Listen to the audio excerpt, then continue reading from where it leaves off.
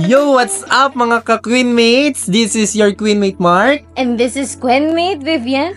Welcome to Kwentuhan Gen Z. Real talks, bold thoughts. Ang podcast kung saan walang filter ang usapan, bawat kwento ay may saysay sa lipunan. Grabe naman yon. So, at ngayong episode, maraming nag-request ng topic na to. Like, grabe, nag-flood yung comment section ng ating Facebook page. Lahat ang gustong pag-usapan kung paano nakaka-apekto ang political polarization at disinformation sa atin bilang kabataan. Oo nga, kaya naman, napili namin ang ilang mga tanong mula sa ating mga queenmates. Unang tanong mula kay Jojo ng Cavite. Paano nangyari na ngayon? Kahit sa mga simpleng political discussions, nagiging toxic na agad ang usapan. Dati naman kahit magkaiba tayo ng paniniwala, kaya pa nating magdiskurso ng maayos, di ba? Grabe naman yan, Jojo. Pero para masagot yan, kailangan muna nating i-breakdown ang topic. Tara, simulan natin. So bago tayo tumalon sa mas malalim na usapan, para naman may prior knowledge tayo, di ba, ka-queenmate? Di ba? Dapat alam natin. Oo. So, for today's topic, marami tayong sasagutin ng mga tanong, pero syempre, kailangan natin silang paghintayin muna just for a while. So, iisa-isahin natin sila. Isa-isahin muna natin. Okay. So, sagutin muna natin itong tanong na to. So, ano nga ba ang political polarization at disinformation? So, ako muna. Yung political polarization, ito ang matinding pagkakahati-hati ng mga tao pagdating sa politika. So, dati, kahit magkaiba tayo ng opinion, kaya pa nating mag-usap ng maayos. Pero ngayon, parang either you're with us or against us na lang, di ba? Oo. So, ganun nga naman ang pamamalakad na ngayon, di ba? So, marami talagang kokontra, marami rin namang makikiside naman sa'yo, di ba? Tama. So, on the other hand naman, ka-queenmate, no? So, this information, ito ang intentional na magpapakalat ng maling impormasyon para, manipulahin ang opinyon ng publiko. So, hindi ito simpleng fake news lang. Oo. Madalas ay ginagamit ito para baguhin ang pananaw ng mga tao sa isang issue. So parang you tend to convince other people in a way na sinasadya. Oo, binibigyan mo pa siya ng twist tapos may dagdag na minsan yung kwento, 'di ba? So mga ganun. And we both know how we do not like this information, especially for us future teachers, 'di ba? Of course. Na talagang palaging ini-aim na mag-fact check, palagi ng data and at the same time ng credible information. Yes. Tama ka dyan, ka-queenmate, Mark. Yeah, I do agree with you, Queenmate Vivi. So, Queenmate Vivi. At dahil dito, nauwi sa matinding bangayan ang discussions kahit simpleng usapan lang. Pero, bakit ganito? Oo nga, bakit nga naman? So, maybe, let us start with the first question na, no? Go. Okay, so, galing ito kay Heidi Kita Makua. Grabe naman yan. Ganda naman ng pangalan na yan. So, from Heidi Kita Makua, ang tanong niya is, ano ang nag-trigger sa political polarization sa Pilipinas? So, ako muna ka-queenmate, no? Go. So, ang political polarization sa Pilipinas ay na-trigger ng ilan sa mga kadahilanan. So, marami siyang mga reasons and marami siyang mga, of course, marami siyang pinanguhugutan kung bakit nga ba. So, kabilang na dito, ang number one is yung tinatawag nating moral politics. Moral politics. So, ang moral politics, ito yung parang tendency na kung titignan natin yung mga issues sa politics ay bilang parang ganap na either tama or mali. Wherein ito ay nakikita na lumilikha ng malalim na pagkakahati sa pagitan ng mga grupo. Queenmate Mark, to be honest, no, we cannot blame the politicians na to have their different political viewpoints. Tama nga naman. 'Di ba? Pagdating sa politics. However, this is one of the factors that affect the relationships of the politicians to be in harmonious common grounds, diba? Tama, at madagdag ko rin ka, Queenmate, no? Na isa sa mga key factors kung bakit nag-emerge ang political polarization sa Pilipinas ay dahil na rin sa use of social media. Yung mga algorithm ng social media ang nagpro-promote ng mga content na nagpapatibay sa mga umiiral ng paniniwala. Tama. Na lumilikha ng mga tinatawag nating echo chamber. At nagpapalala sa polarization. Isa rin ito sa key component kung bakit nag-arise rin ang fake news at misinformation. Obvious naman na ang pagkalat ng mga peking balita at impormasyon ay nag-aambag talaga sa polarization, lalo na sa mga kabataan. Oo nga, no, ka-Queenmate. So, isa rin sa constituent or isa rin sa component ay yung pagkakaroon ng tinatawag nating class division na kung saan ang pahiwatig ng mga socio-economic class ay may malaking gampanin sa polarization kung saan ang iba't ibang background sa ekonomiya, may iba't iba rin silang tinatawag nating beliefs or paniniwala. At syempre, meron din tayong iba't ibang klase ng paano natin ito papahalagahan. Let's say, for example, yung in short pala, interrelated sila with moral politics. Oo. And also pala, ka-Queenmate, no? The mere fact of losing of the empathy and understanding to one another. Yung part na kung saan kawalan ng pag-unawa at yun nga, empathy sa pagitan ng mga grupo or sa mga politicians. Ito yung parang nagsisimbing parang established or steadfast reminder sa polarization at kung paano lumilikha ng isang moral chasm na mahirap talagang tawirin. Grabe, mahirap nga naman talaga yan, di ba? Like, mahirap nga talaga siyang tawirin kung wala sa both parties ang magbababa ng kanilang pride to make things work for them. Yes. So, how about the next question naman? Galing kay Sandali ka sa akin. Grabe naman mga pakala ng mga listeners natin. So, ang tanong ni Sandali ka sa akin, may epekto ba ang social media sa pagiging divided ng mga Pilipino? So, tulad lang din sa akin nabanggit kanina, na may malaking epekto ang social media sa political polarization. Ang social media ay naging isang platform para sa pagkalat ng mga fake news and disinformation na maaaring magdulot ng pagkahati-hati ng mga tao at pagkakaroon ng iba't ibang pananaw. Well, we can't blame them for having different views naman, di ba? Pero especially, we were shaped in various factors like through our culture, environment, education, values and beliefs, and also yung mga experiences natin. Tama naman. Pero di ba, parang nabanggit mo rin kanina yung about sa echo chambers, no? Ay, yeah, tama yan. Yung tungkol sa echo chambers, ang mga algorithm ng social media ay nagpapakita ng mga content na nakabase sa interes ng mga gumagamit. So, for example, ang mga pinapakinggan mo is yung paniniwala ng certain politician.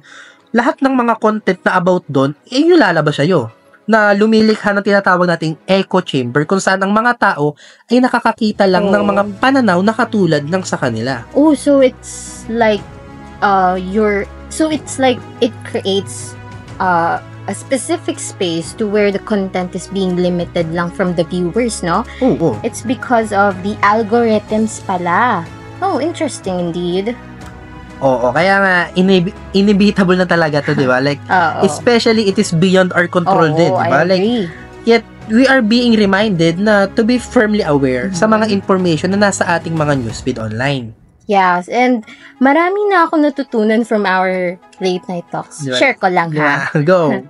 And, pero ito, maiba lang tayo, ha?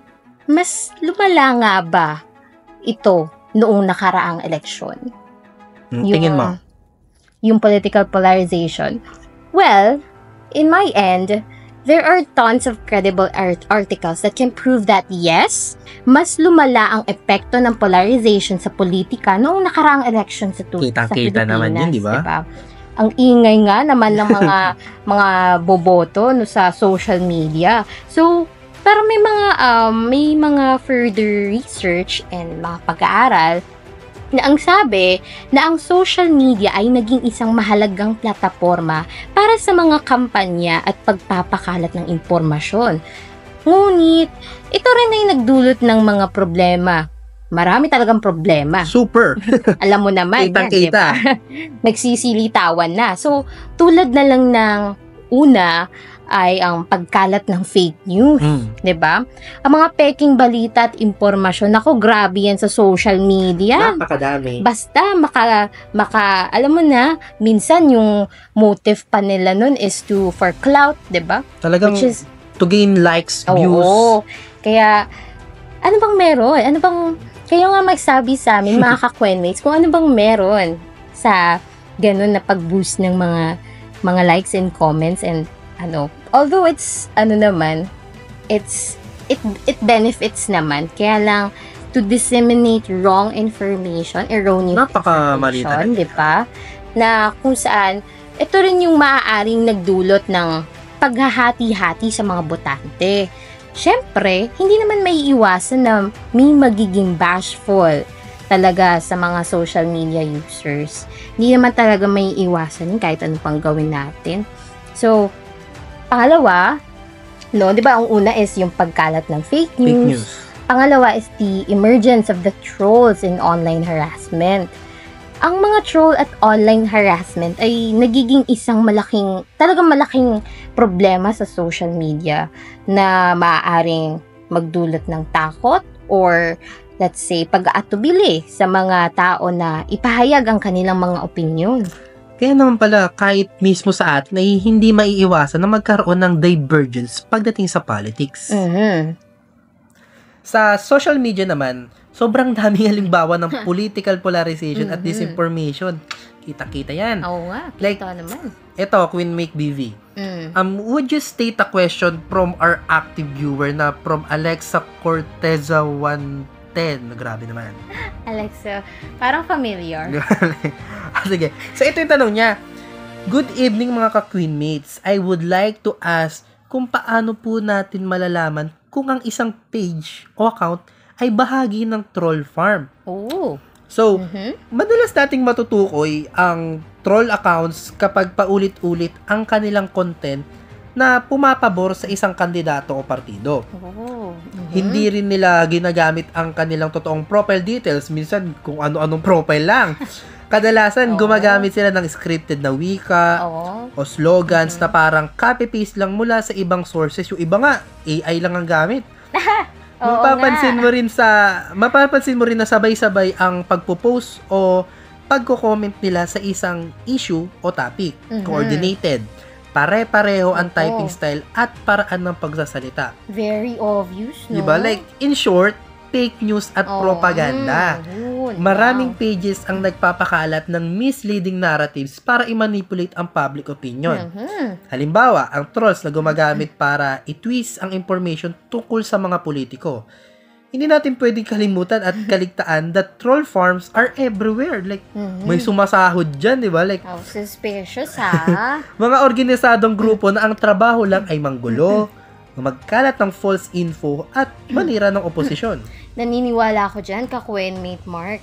Sabi naman, ito, interesting din ito. Sabi naman ni Bridget Kim, may impact ba ang TikTok at YouTube influencers sa pagkalat ng fake news? Anong tingin mo? Tingin ko, oo. Malaki ang impact nila talaga. Like, bakit? Kakakita ko lang ata sa Kakakita. Bakit? Okay. So, bakit nga ba? Malawak kasi ang reach ng influencers. True. Lalo na sa Gen Z, 'di ba? Kapag kulang o mali ang impormasyon na kanilang nasagap, lalo na kung hindi sila nagfa-fact check, nadadala ng emosyon at galing ng presentasyon ng mga viewers. Tama. Kahit wala namang sapat na katotohanan ang content, as long as makita lang talaga nila na creative, convincing, 'di ba? Yung persuasive, 'di ba? Yung mismong content, talagang mapapaniwala ka nga naman, 'di ba? Pero minsan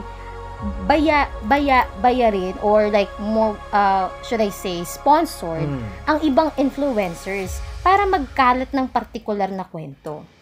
Katulad ng ilang YouTube vloggers na mayroong milyong followers. Grabe yun, Di ba? Like, ang dami nilang mga nakikinig at nanonood sa kanila, di ba? At dahil dun, marami talagang sumusubaybay. At the same time, talagang may influence nga naman sila. Kasi sinusubaybayan mo nga naman siya, more likely, yung trust mo, or sa kanya na, di ba? Like, ini-instill mo yung trust mo dun sa tao na yun. Oo, I agree. So, pero nagsishare ng maling impormasyon o pagpapalsipika or like falsified ng mga kasaysayan, lalo na sa larangan ng politika.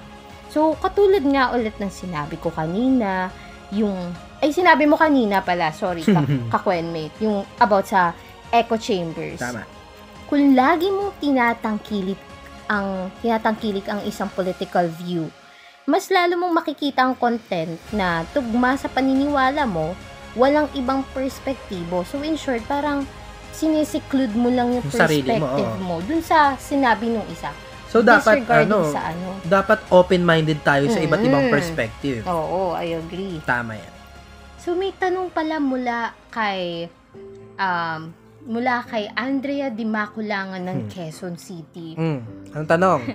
So, ang sabi niya, sa real life po ba, ano ang konkretong epekto ng disinformation? Ay nako, isa sa pinakamalaking epekto nito ay sa eleksyon. Like, kita naman natin, di ba? Like, maraming botante ang naniniwala sa fake news. Oo, totoo yan. Kaya nga ang resulta ng botohan ay na-impluwensyahan ng misinformation. Like, Diyos ko. Grabe, no? Minsan, yung kung ano pa yung mga mabasa nila, especially yung mga, sabihin natin yung mga talagang, ayaw kasi ng karamihan or yung iba doon na porque nakabasa sila ng article, paninindigan na nila yun na ito yung tama, ganyan, diba?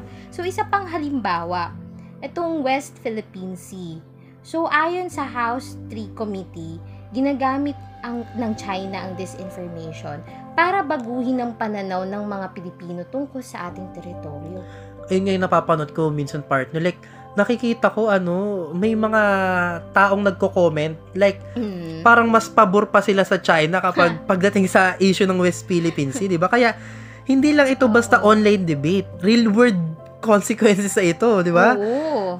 Ito naman, mula kay @seaheartbatumbakal, grabe naman. Ito tanong niya. May mga kilalang politiko ba na gumagamit ng disinformation para sa kampanya nila? Sa tingin mo? Marami.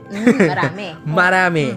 Bagamat hindi natin sila mapapangalanan, ayoko na lang magsabi ng name, di ba? Hindi na lang tayo mag-talk, no? Madalas nilang ginagamit ang mga fake accounts para itaas at pabanguhin ang kanilang pangalan. Minsan, ang mga accounts na todo puri sa kanila ay sila rin palang may-ari.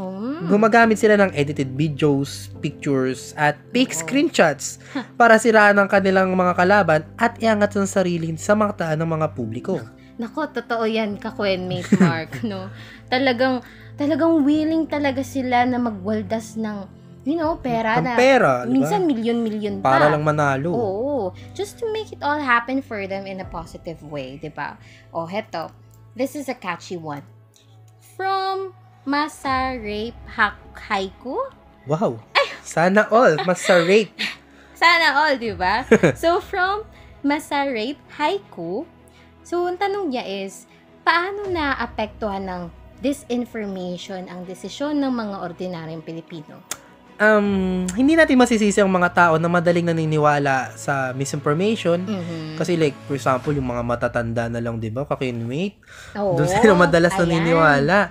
Di ba, na humahantong sa mga maling desisyon. Minsan nga, sasabihin pa ng mga ibang kabataan, mga Gen Z na, sana hiwalay na lang yung Facebook. Hiwalay na lang Facebook matatanda. Di ba, like, biktima rin naman sila, di ba, ng mga taong may pansariling interes.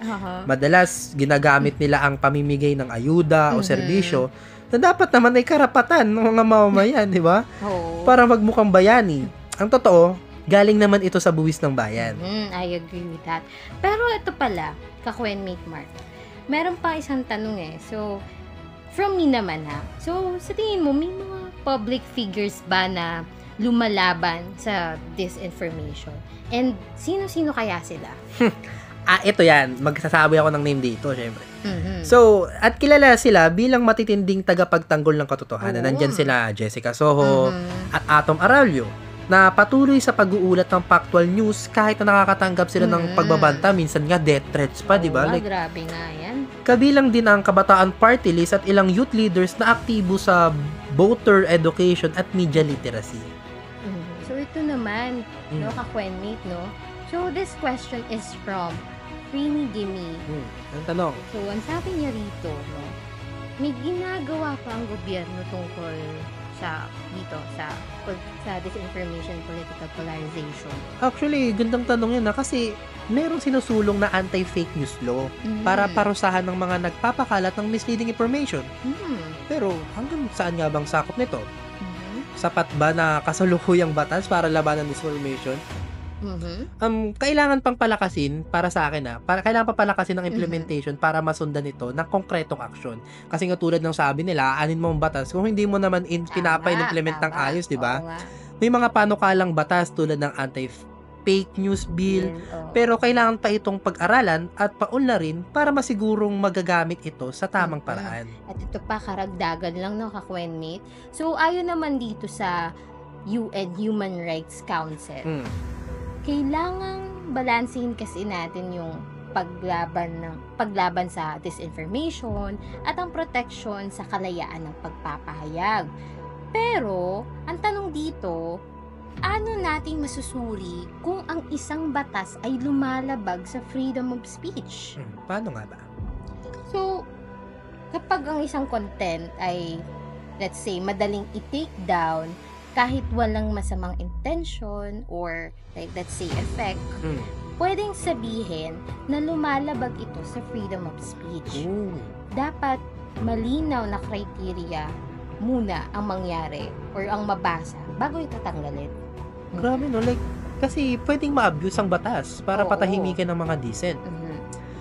Isa pa, tapos ayon kay naman ito, isa pang tanong ha, kay at hindi sinuwarity. Tama ba yung pagkakabasa? Hindi sinuwarity? Ayun, so kung sino man siya, ito ang tanong niya.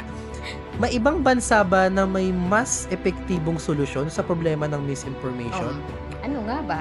Actually, merong iilan. Oh. Lalo na sa ilalim ng United States, ang seryosong pinagtutuunan ng pansin ang media literacy education. Mula pa sa primary school, may mga lugar din na inaatasan ng social media companies na i-check at i-flag ang misinformation. Oh, interesting indeed. Diba? Like, ang mga bansa sa mundo ay nahaharap sa problema ng information. Hindi lang sa Pilipinas yun Ngunit, may ilang mga bansa na nagpatupad ng epektibong solusyon upang labanan ito. Isa pa, number 1, example dyan is yung Singapore. Ang Singapore ay nagpatupad ng mga batas at regulasyon upang labanan ang misinformation tulad ng Protection from Online Falsehood and Manipulation Act or POCMA. Ang batas na ito ay nagbibigay ng kapangyarihan sa mga otoridad na mag-utos sa mga platform ng social media na alisin ang mga peking balita at magbigay ng mga parusa sa mga lumalabag. Grabe, no?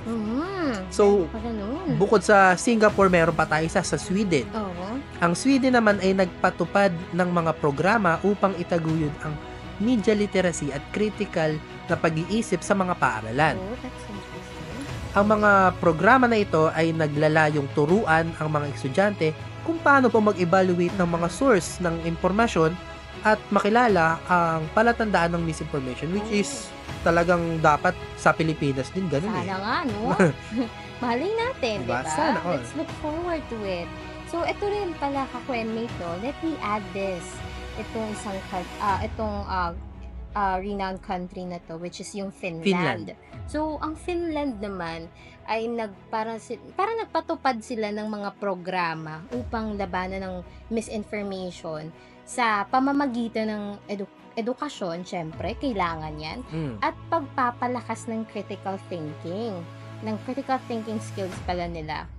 So, ang mga paaralan dun sa Finland ay kumbaga nagtuturo sa mga estudyante kung paano nga ba maghanap ng mga mapagkakatiwalaan or yung mga credible sources na kung saan ng information at kung paano nga ba mag-evaluate ng mga information, no?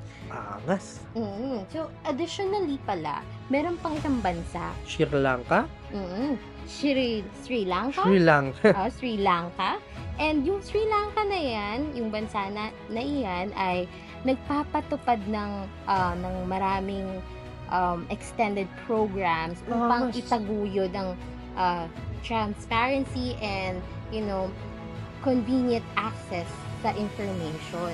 Ang mga programa na ito ay kumbaga naglalayong bigyan ang mga mamamayan ng access sa mga impormasyon ng gobyerno at syempre, turuan sila kung paano nga ba maghanap ng mga mapagkakatiwalaang sources ng information.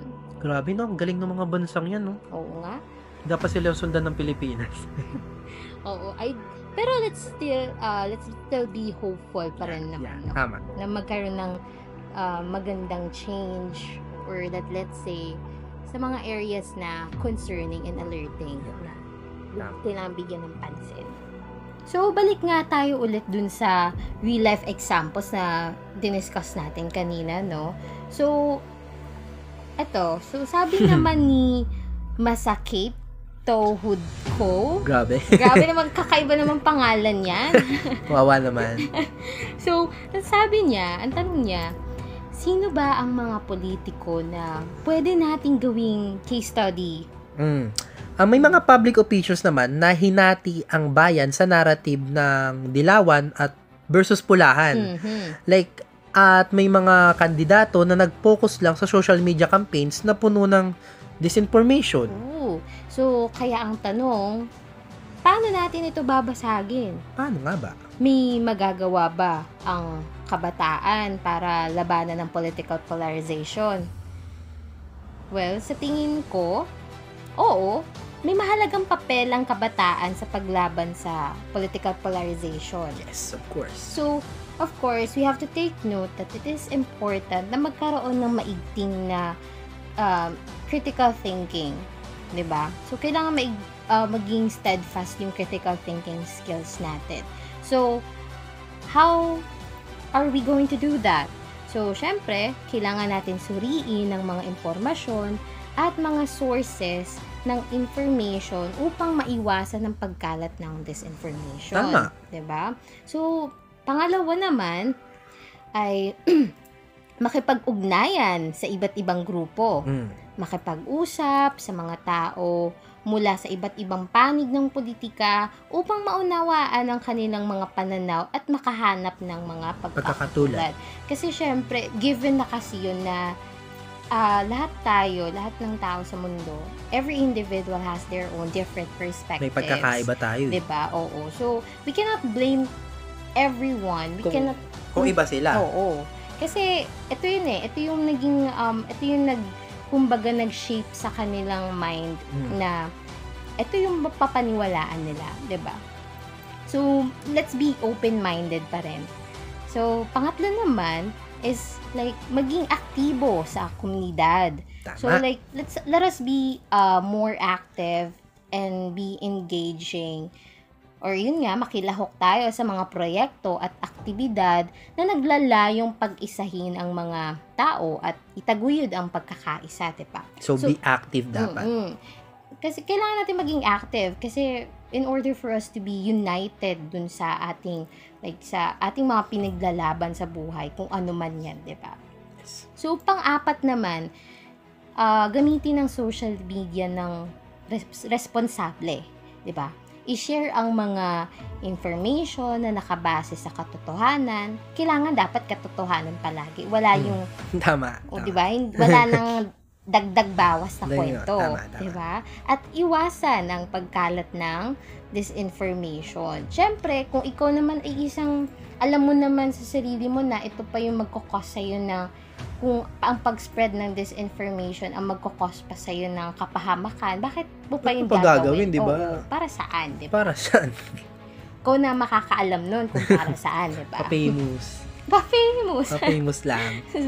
Ayun. At saka ito na yung huli na kailangan hikayatin ang mga kapwa kabataan. So, let us be in full encouragement na ang mga kapwa kabataan na makilahok sa mga gawain na naglalayong pag-isahin ang mga tao at labanan ng polarization. So, in short, it all begins sa atin. Yeah, tama. Diba? Dapat sa atin magsimula yung change, diba? Yes. I would love to take note of that, diba, ka-queenmate? Mhm. Like, kailangan talaga na maging matalino at maging aware tayo sa mga Oo. ganitong klase ng Tama. usapan. Hindi pwede yung basta lang, diba? Like, dapat you know how to be critical. Mhm.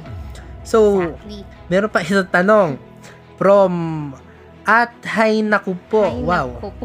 Ito ang tanong niya. Ano ang papel ng journalism sa paglaban sa disinformation? Ikaw ba? Anong say mo dito, partner? So, ako, no? Go. So, yung about naman sa insights ko rito, since I experienced being a campus journalist sa campus natin, so, syempre, talagang fully 100% against talaga sa disinformation. Kasi nga, pinaglalaban mo rito yung credibility and ng isang information na nakuha mo sa primary source mo. And then, syempre, ikaw na kasama ka sa part ng student publication and you are being entrusted by the law and at the same time, ng campus ninyo na to always aim for what is true, 'di ba? Yung kung ano man yung genuine, ano man yung balita na lumalabas, wala na dapat yun halong syempre fake news, 'di ba? Biases. So, oo, yung mga ganun, yung mga prejudice, something like that. So, syempre, yun, yung journalism, malaki talaga yung nagiging impacts nun sa madla. Kasi nga, journalism, they are being entrusted by the people or the audience na to be honestly true or genuine dun sa mga articles na nire-release sa press. Tulad nga ng sabi mo, di ba, ka-queenmate, malaki at marami ang papel ng journalism sa paglaban ng misinformation. So, meron tayo diyang 5. So, ang una, pagbibigay ng tumpak na impormasyon. Ang mga mamahayag ay nagbibigay ng tumpak at napapanahon ng impormasyon sa publiko. Lagi ay parang oath nila yan ng mga journalist. Pangalawa, pagbibigay ng tumpak na impormasyon, ang mga mamahayag ay nagbibigay ng, so parang katulad lang din yung kanina, di ba? Nagbibigay sila again ng tumpak na information. So, next natin is yung pagsusuri at pag-verify ng information. So, isa yan sa mga ginagawa ng mga journalists. Ang mga mamamahayag ay sumusuri at nagbe-verify ng mga information bago ito ipalabas sa publiko. So, bago nila ibalita yan, minimake sure mo nila na tama yan. Kasi marami talagang example, ikaw ay isa sa witness and then, pwede kasi silang umapela na, ay, hindi ganyan yung nangyari. Pwede mong pakibago, ganito, ganyan. I-change niya yun, di ba? And next naman is yung pagbubunyag ng katotohanan. So, ang mga mamamahayag ay ang pagpabunyag ng mga katotohanan at naglalantad ng mga kasinungalingan. Di ba? Tulad nga doon sabi sa balita, di ba? Walang kinikilingan. Walang pinoprotektahan. Serbisyong totoo lamang. Diba? So, huwag tayong matakot at maging matapang na ilahad ang katotohanan. Ba't ka nga ba matatakot kung ikaw ay nagpapakatotoo lamang, di ba? Nagsasabi ka lang naman ito, ba't ka matatakot? Oo nga naman. Bakit? May tinatago ba sila? Para magalit sila, di ba? Tama. So, sa pamamagitan ng pagiging mapagmatsyag, mapagpasensya, at mapagbigay ng informasyon, syempre yung mga credible information, tama. Ang journalism ay makakatulong talaga sa paglaban sa misinformation and disinformation at syempre sa pagtataguyod ng isang informed at engaged na publiko. Dito na papasok ang solutions. Paano tayo lumalaban sa disinformation? So, meron pa isa mula kay at Shanghai Delilah. So, ayun yung tanong niya. Okay. Ang tanong niya is, di ba, paano tayo lumalaban sa disinformation? Okay, sige. So, una, syempre, fact check Of bago course. mag-share, di ba? Tama. So, wag basta-basta maniwala sa headlines. Hindi naman porke may headlines ayun na talaga Tama yung na yun, balita Oo, yun na yung tama. So, kailangan nating ugaliin na talaga mag-verify tayo palagi ng mga information bago tayo mambahagi. Mag-share ka ng mga post dyan, tapos fake news naman pala. Hindi naman pala sure, di ba? Oo, like for example, example lang may namatay na daw kunwari yung ganitong artista. Yung pala, buhay pa pala. Buhay pa naman. Di ba? Like, pangalawa naman, makinig sa iba't ibang perspektiba. Hindi porket hindi mo gusto ang opinion ng iba, mali na agad sila, di ba? Like, we may vary on how we view things, so it is important to instill in our minds to remain open-minded at all times. Ayun lagi, di ba? Lagi nating paaalahanin sa ating mga sarili na we have to be open-minded palagi kasi nga iba-iba nga tayo ng viewpoint sa buhay, mga mga perspectives and so forth. Oo. So, siguro, itong pangatlo na rin ay, syempre, iwasan ng echo chambers, di ba? Makipag-usap palagi sa iba para lumawak ang pananaw. Makipag-usap sa iba. Oo, wag mo sarilihin yan. Tama. Huwag ka magkulong. Oo, wag. Diba? Ito pa, paano nga ba natin matutulungan ang ibang tao na mas maging mapanuri sa impormasyon? Like, for example, yung mga oldies. So, well, it is important na to revitalize the essence of fostering critical thinking skills again. Tama. Talagang nandito na yung, ito na yung central component yung critical thinking skills. So, let us invite them or like, allow them na to be engaged, na magtanong at mag-isip ng critical tungkol sa mga information na kanilang natatanggap. Diba? Tama. Like, mahalaga rin na isaalang-alang na manghikayat na magtanong kung may mga bahid na pagdududa sila tungkol sa mga impormasyon. Dapat lagi kang matutong magtanong. Huwag kang mahihiyang magtanong, di ba? Kaya nga, nauso yung ganong di ba? Huwag kang mahihiyang magtanong. Magbigay rin tayo ng suporta at gabay sa kanila habang sila ay nagiging mas mapanuri sa impormasyon. So, parang gagabayan mo yung kapwa mo sa pag-identify. Like, tandaan, ugaliing maging matanong sa lahat ng pagkakataon. Yan. Ang ganda naman ng sinabi mo dyan, ka-quenmate. Ako lang. So, sa pamamagitan ng pagtuturo at paggabay, makakatulong tayo sa ibang tao na maging mas mapanuri sa impormasyon at makaiwas na rin sa mga disinformation. So, ito pa, isa pang katanungan mula sa ating viewer na si Nasugatan Hang Posu. Wow. 1178. Okay. Bakit naman ganyan? Kumusta ka naman dyan? Joke lang. So, ang tanong niya ni Nasugatan Hang Posu, may tamang paraan ba ng pakikipagdiskurso sa isang taong naniniwala sa disinformation? Pero syempre meron, kahit na mahirap, merong paraan. Marapat lamang na makinig tayo ng mabuti. Unawain ang kanilang pananaw at mga dahilan kung bakit sila naniniwala sa disinformation. Lahat naman ng bagay ay dapat simulan natin sa pakikinig. Also, iwasan natin ang pag-atake. Bawal yung makipag-away ka agad, di ba? Heto, mga ka-queenmate, real talk lang. Huwag natin aatakihin ang pananaw o personalidad ng iba. Sa halip ay tumuon sa mga impormasyon at mga katotohanan.